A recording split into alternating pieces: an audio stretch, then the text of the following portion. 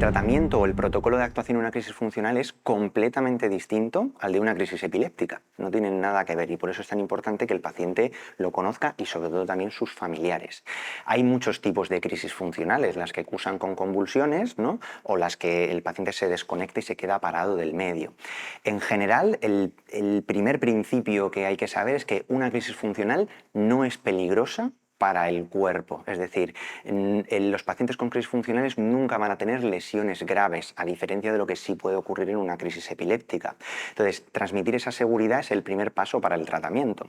Entonces, cuando un paciente tiene muchas crisis funcionales o tiene una crisis funcional, es importante establecer, incluso la persona que padece las crisis, establecer qué es lo que quiere que el resto hagan a su alrededor.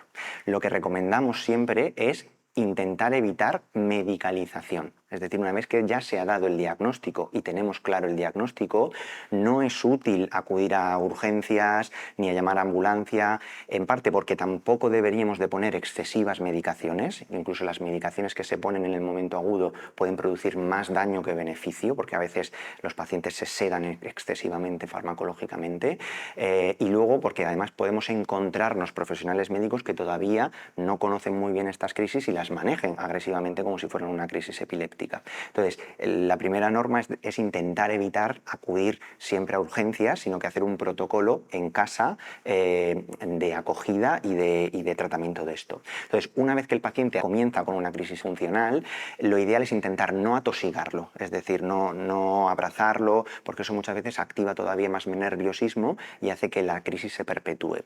Generalmente se recomienda que pues, retiremos cosas para que si en algún movimiento no se haga algún daño, alguna lesión leve, y esperar con él según las indicaciones que el paciente quiere. Hay pacientes que prefieren que me den la mano porque eso les ayuda a autorregularse y a que poco a poco la crisis ceda. Otros pacientes prefieren que nadie les toque y simplemente que el familiar esté en la misma habitación en un tono tranquilo y que a esa distancia al paciente le permita poco a poco autorregularse. Una vez que pasa la crisis, hay pacientes que notan mucha angustia, mucha desesperación, incluso llanto. Eso puede ocurrir. Si eso ocurre, pues entonces ya los familiares están ahí para ayudarles a levantarlos y asistirlos de la mejor forma que puedan.